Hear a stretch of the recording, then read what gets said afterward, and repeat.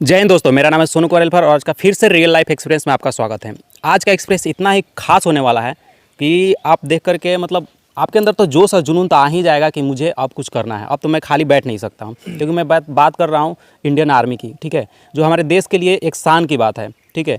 तो उन लोगों का एक्सपीरियंस हम जानने की आज कोशिश करेंगे कि इनका कैसा माइंडसेट है, कैसे इन्होंने समाज को मतलब जो समाज में धारणा होता है आज के समय में कि तुम नहीं कर सकते हो, बहुत सारी बाधाएं आती हैं, समस्या आती है, बहुत सारी चीज़ों को लेकर के, डाइट को लेकर के, पैसे को लेकर के, ठीक है, कोई बोल देता है कि नहीं हो सकता है, बहुत सारी समस्याएं होती है। तो उसको बिल्डअप मतलब उसको बीट करके और कैसे आगे बढ़ें, एक एक करके हम माइंडसेट को समझेंगे इनका, तो कैसा जर्नी रहा और कैसे इन्होंने जॉब को हासिल किया। तो चलिए शुरू से शुरू करते हैं। तो जय हिंद आप लोगों को।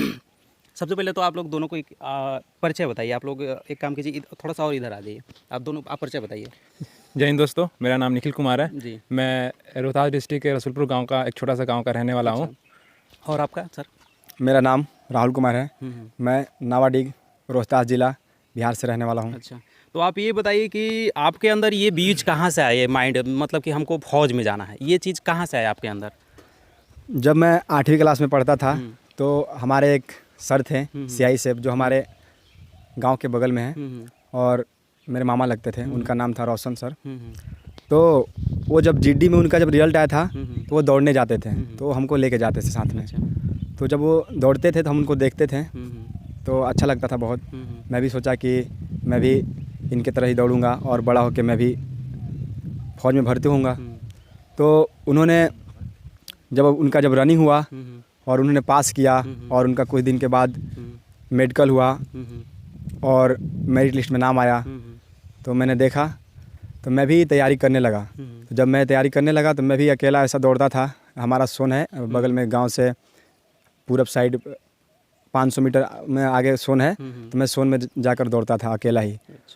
तो उनसे मैं बात भी करता रहा, हमेशा ट्रेनिंग के दौरान भी बात करता रहा। तो उन्होंने पूरा हमको बताते थे कि ऐसा रनिंग वनिंग करो, हो जाएगा, बहुत मोटिवेट करते थे वो। अच्छा, तो चलिए आपका तो ये हुआ। आप बताइए कि आपके अंदर ये कहाँ से आया धारणा कि मतलब मुझे फ़ौज में जाना चाहिए? आपके पापा को देख करके, मामा को, या समाज में किसी कोई दोस्त यार किसी को देख करके आया? सबसे पहले तो मेरे मामा फ़ौज में हैं। अच्छा। तो उनको देखकर मैं सबसे पहले मोटिवेट हुआ कि जब भी मैं बात करता था उनसे या फिर कॉल पे या वीडियो कॉल से, तो जब भी मैं उनको वर्दी में देखता था या फिर ऐसे कॉल पे देखता था कि पहाड़ पे हैं, यहाँ है, वहाँ है, तो मेरे अंदर अलग से जुनून आते थे, जोश आते थे कि मैं भी वहाँ जाऊँ और ऐसे वर्दी पहनूँ और ऐसे राइफल लेके ऐसे खड़े रहूँ।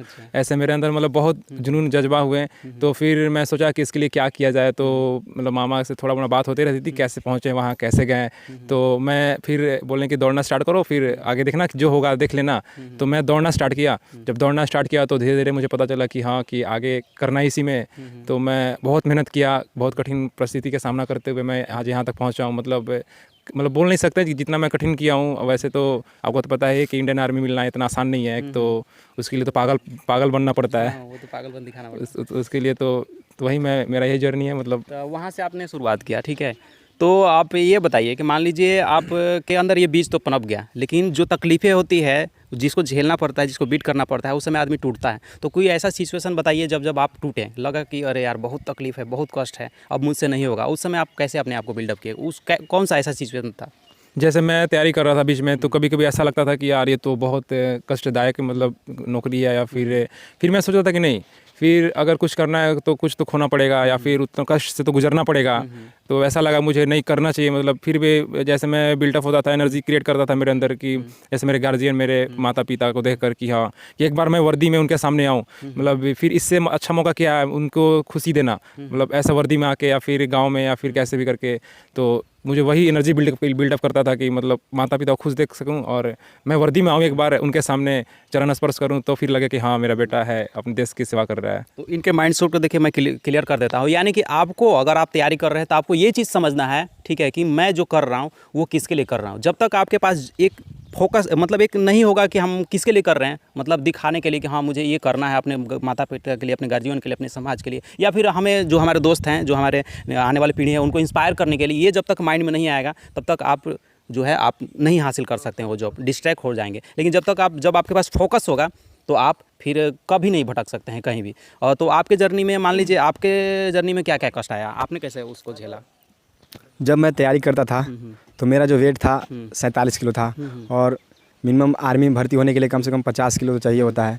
हाइट भी मेरा 1.68 था। तो जब मैं ग्राउंड में उतरा तो मेरा रनिंग बहुत अच्छा था। रनिंग में मैं फर्स्ट आता था। तो फर्स्ट आता था रनिंग में, मगर वहाँ के जो लड़के थे वो बोल रहे थे कि यार तू तो बहुत पतला है, तुम्हारा चेस्ट भी नहीं है, तुम्हारा हाइट भी नहीं है, तुमसे नहीं हो पाएगा।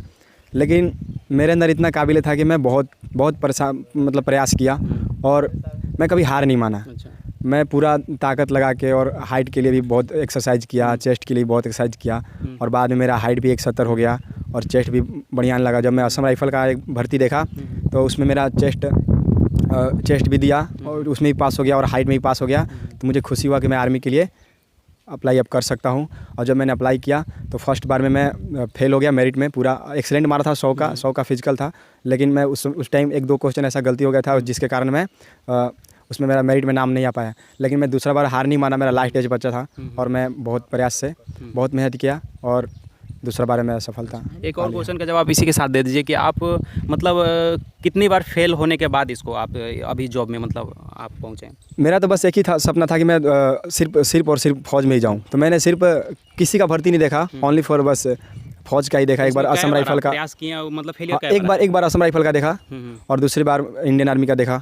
तो दूसरी बार में मैं इंडियन आर्मी का देखा जब, तो उस टाइम मैं मेरिट में आउट हो गया। फिजिकल उसका एक्सीलेंट था और मेडिकल भी मैं पास था। तो फिर लास्ट जब मेरा बचा तो फिर लास्ट में मैंने पूरा क्लियर कर दिया। तीसरे अटेम्प्ट में आपने? हाँ, तीसरे अटेम्प्ट में पूरा क्लियर कर लिया। तो चलिए, जो मेरा लास्ट स्टेज था। चलिए, तो आपको हार नहीं मानना है, आपको देखना है कि आप कितने तक कोशिश कर सकते हैं। आपका कितना मतलब फेलियर रहा? मेरा तो फेलियर तो रहा सबसे पहले, जैसे मैं इससे पहले एक मतलब अफसर भर्ती आती है NDA का, नाम सुने होंगे, नेशनल डिफेंस एकेडमी। मैं उसका तैयारी करता था कि मैं जाऊँगा तो फौज में, लेकिन अफसर बन के जाऊँगा। तो मैं उसमें मैं 2 बार फेलियर हुआ। फिर मैं टूट गया कि नहीं, क्या जाना फिर फौज में, क्या करना है। फिर मैं सोचा कि नहीं, इतना मैं पढ़ा हूँ, इतना मैं तैयारी किया हूँ अफसर लेवल का, तो उससे थोड़ा सा तो नीचे मेरा हो ही सकता है, इतना मैं किया। तो फिर मैं ग्राउंड में उतरा कि नहीं, फिजिकल से जाते हैं, जैसे नॉर्मल इंडियन आर्मी जो भी होते हैं उसमें जाते हैं। तो उसमें जैसे मेरे तो मतलब 2 बार हो गए। जैसे मैं एक बार जैसे रनिंग करने गया तो रनिंग में मैं फेल हो गया। फिर मैं सोचा क्या करूं, फिर इतना सा मेहनत किया, फिर मैं फर्स्ट अटेम्प्ट में रनिंग में ही फेल हो गया। तो फिर मैं टूट गया था, यार रनिंग करना होगा नहीं मेरे से। फिर पता नहीं क्या हो गया माइंड में कि नहीं, उसी में जाना ही है। तो मैं फिर से स्टार्ट किया, 0 से स्टार्ट किया। फिर मैं कंटिन्यू प्रैक्टिस किया, मतलब लगातार मैं अभ्यास किया। तो फिर मेरे जाके लास्ट में जो इसमें अटेम्प्ट हुआ, मैं सारा एक्सीलेंट भी किया, मेडिकल ग्राउंड फिट हो गया। फिर बस मेरिट का इंतजार था, फिर मेरिट भी आ गया, फिर यही रहा। तो ये बताइए कि ये तो रहा, और मान लीजिए बहुत सारा होता क्या है ना कि जब आप तैयारी करते हैं तो उस समय लोगों का नज़रिया होता है ना, हाँ देखते हैं आप क्या करते हैं, देखते हैं फलाना लड़का कैसे करता है, क्या करता है, ठीक है, मतलब मजाक उड़ाते हैं लोग, बहुत तरह का सोचते हैं। तो वो माइंड में खटकता है, मतलब निगेटिव प्रभाव डालता है, जो आपको गिराने की कोशिश करता है। उस समय आपका माइंडसेट कैसा था, आप कैसे उसको मतलब देखते थे? जैसे मैं अपना खुद का बता रहा हूँ, जब मेरा मजाक उड़ाया गया, मैं शीर्षासन कर रहा था तो मेरा मजाक उड़ाया गया, तो मेरे अंदर और आग लग गया कि अब तो मुझे इसको करके दिखाना है, ठीक है, अब मुझे साबित करना है। तो आपका माइंडसेट कैसा था जब लोग बोलते थे? जैसे लोग तो बहुत कुछ बोलते हैं कि ये कर रहा है, वो कर रहा है, क्या फ़ायदा दौड़ के, या क्या जाके उसमें फ़ौज में ये हो जाएगा, फिर मतलब मरा उरा जाएगा, ऐसे लोग बोलते रहते हैं कि तो फिर उनको तो बातों को निगलेक्ट करना पड़ता है, नज़रअंदाज करना पड़ता है। बिना नज़रअंदाज किए लाइफ में आप कुछ नहीं कर पाएंगे। अगर एक के बात आप सुन रहे हैं तो आप कुछ नहीं कर पाएंगे। एक से अगर भटक गए तो फिर आपकी लाइफ ही क्या रह जाएगी। इसलिए उनको बात को नज़रअंदाज करके अपने कैरियर फोकस करके आप आसानी से कर सकते हैं। ये नहीं कि हाँ वो लोग बोल रहे हैं तो उनके वजह से, उनके कारण मैं नहीं बन सकता हूँ। कारण मेरा है, मैं करूँगा, मेरा है, मैं करूँगा, बस ये हुआ। तो तैयारी के दौरान आप बताइए सर कि आप किस तरह, मतलब डाइट का क्या आपका था, मतलब किस तरह से मेंटेन करते थे? रनिंग के बाद क्या क्या लेते थे? डाइट का तो उतना कुछ हो नहीं रहा, लेकिन जो हमारा सुबह का चना और ये मूंग आता है, बस उतना नॉर्मल। ज़्यादा मैं मिडिल क्लास फैमिली से बिलोंग करता हूँ तो ज़्यादा उतना मिल नहीं पाया। मगर यही 2 पॉजिटिव माइंड बस होना चाहिए कुछ करने के लिए। बाकी ऐसा कुछ नहीं है कि डाइट मिलेगा तो ये करूँगा वो करूँगा, बस जितना है उतना भी करना है। चलिए सर का बहुत मस्त बात है, क्योंकि देखिए हमारे पास सब सुविधा रहेगा तो हम करेंगे क्यों? सबसे बड़ी बात यही है कि मेरे पास असुविधा है, तभी तो मुझे जॉब में जाना है या कुछ करना है। तो ये ध्यान रखना है आपको, इस माइंड को डेवलप करना है कि मेरे पास असुविधा है, मेरे माँ बाप कष्ट में है, मेरे फैमिली कष्ट में है, मुझे कुछ करना है, इसके लिए असुविधा है, तो ये बिल्डअप करना है, हमें हासिल करना है। तो ये बताइए कि सबसे ज़्यादा सपोर्ट मतलब आपको इस जॉब के दौरान किनका रहा? मतलब बहुत ज़्यादा सपोर्ट किया आपको हमेशा, जब आप डिमोटिवेट होते थे, ठीक है, आपको लगता था कि नहीं होगा, या फिर आप रनिंग में गए, वहाँ से फेल होकर के आ गए, तो हमेशा वो जोश देते थे आपको, पुशअप करते थे, किनका सपोर्ट रहा? सबसे पहले तो हमारे गार्जियन का सपोर्ट है घर पे, कि अगर जिसमें मन है जाना तो करो, मन से करो। तो वो मैं करते रहा। अगर टूट भी जाता तो कोई बात नहीं, अगले बार कर लेना, अगले बार निकाल लेना। और मेरे एक अक्षय सर है, मैं वहाँ ट्रेनिंग करता था नारायणपुर में, PPCL कॉलोनी में रहते हैं वो। मतलब एक सूबेदार से रिटायर हैं, आर्मी, एक सर्विसमैन फ्रेंड है, तो वो हमारे बहुत ट्रेन करते थे, हम हमेशा मोटिवेट करते थे, मतलब हमेशा बोलते रहते थे कि देखो देखो बेटा, एक बार फेल हो गए, 2 बार फेल हो गए, उससे कोई मतलब नहीं कितने बार फेल हो गए, लेकिन जब एक बार आप अचीव करेगा ना, उस टाइम लगेगा कि हाँ फेल होकर अचीव किए, तो उस टाइम अलग ही मोटिवेशन मिलता है। तो वो हमारे सर मतलब बहुत अच्छे रहे, वो उनके मतलब गार्जियन के बाद वही हमारे रहे मोटिवेट करने वाले, बिल्डअप करने वाले।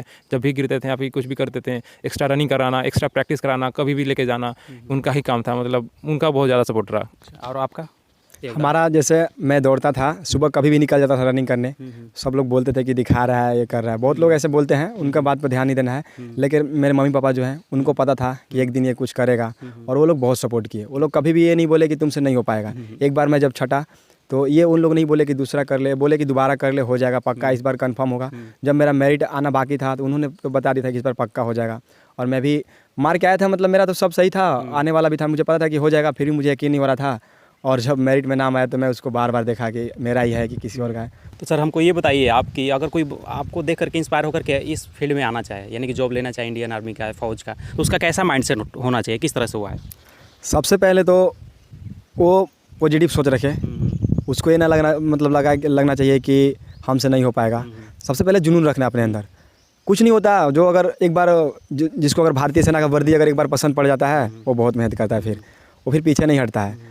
तो बस इतना ही मैं कहूँगा कि एक बार जब वर्दी चढ़ता है ना शरीर पे, तो उसके बाद अलग ही थोड़ा लगता है, यानी कि उस फीलिंग को पकड़ के रखना। हाँ, बस वो लगना है। ऐसा नहीं, हार नहीं मानना है। बहुत रुकावटें आती है रास्ता में, बहुत लगेगा कि अब नहीं हो पाएगा, इतना हार्ड मतलब होता है, थोड़ा सा लगता है कि अब नहीं हो पाएगा मेरे से, लेकिन हार नहीं मानना है। जब हार मानने का मन करे, एक बार अपना स्थिति और वो सोचना है कि जब मैं वर्दी में आऊँगा तो मम्मी पापा देखेंगे हमको तो कैसा फील होगा, और गाँव वाले एक अलग ही रिस्पेक्ट देते हैं फौज को, आपको पता ही है। फिर बस इतना ही। तो हम यही कहना चाहेंगे कि यदि आप आना चाहें तो इन जो भी सर से बात करने का मुझे एक्सपीरियंस हुआ, तो यही है कि आप जब इसमें आएँ तो देखिए समस्या हर फील्ड में है, बट यहाँ आएँ तो अपने माइंडसेट को बिल्कुल ट्रेंड करके आएँ कि मुझे इसमें बिल्कुल संघर्ष करना होगा, बिल्कुल स्ट्रगल करना होगा, मतलब ऐसा स्ट्रगल जो और लाइन में नहीं है, ठीक है। अपने माइंड को और अपने बॉडी को बिल्कुल ट्रेंड करना होगा पहले ही, क्योंकि अगर पहले नहीं करेंगे तो बाद में ट्रेनिंग में भी आपको वहाँ छोड़ करके जाना पड़ेगा, जो सबसे ज़्यादा ख़राब बात है, ठीक है। तो इसलिए अपने आप को माइंड और बॉडी को ट्रेंड करके आएँ, और उसके बाद फिर इसका फीलिंग को पकड़ें। आप महसूस करें, आप जब भी रात में सोएं तो महसूस करें कि मैं वर्दी में हूँ, मैं पूरा तरह से जो गन लेकर के लोग खड़ा होते हैं यहाँ पर अपना पोजीशन बनाए, स्टाइल बनाए, वो चीज़, ये फीलिंग क्या करता है ना, आपके वो नेगेटिव विचार से लड़ने में मदद करता है। इसलिए आप उस फीलिंग को कभी ना छोड़ें। जब भी आपको नेगेटिव विचार आए तो उस फीलिंग को पकड़ करके और अपने आप को रियलाइज़ कराएं, तब ये माइंड बिल्कुल ट्रेंड हो जाएगा। भले आप जॉब में ना हो, लेकिन आप पहले ही जॉब में आप महसूस करेंगे तो आप जॉब में रहेंगे माइंड से, और फिर तो आप नॉर्मली आप समाज के तौर पे आप बिल्कुल हासिल कर लेंगे जैसे ये लोग किए हैं। तो चलिए, ये एक्सपीरियंस आपको कैसा लगा कमेंट करके बताइए, क्या सीखने को मिला और मैं इसमें क्या इंप्रूव कर सकता हूँ, वो सारी चीज़ें कमेंट में भरिए, ताकि मैं और बेहतर कर सकूँ और बेहतर एक्सपीरियंस आप तक ला सकूँ। आपसे आप दोनों को इसे एक मैसेज है सर, मेरा मकसद क्या है? मेरा मकसद है कि उन युवाओं को जो मतलब समाज में गरीब हैं, जिनका क्या स्थिति ठीक नहीं है, उनको खड़ा करना, बिल्डअप करना, ठीक है, मेरा यही मकसद होता है। तो आपसे भी यही अनुरोध है, हाथ जोड़ करके, कि आप जो युवा आपके कांटेक्ट में आए या फिर लगे कि हाँ ये संघर्ष का स्ट्रगल कर रहा है, उनको आप ज़रूर बिल्डअप कीजिए, बिल्कुल मतलब उनको कहिए कि नहीं आप कर सकते हैं, एक हौसला, एक उम्मीद ज़रूर बनिएगा। आपसे यही अनुरोध है। तो चलिए, इसी के साथ जय हिंद, जय भारत।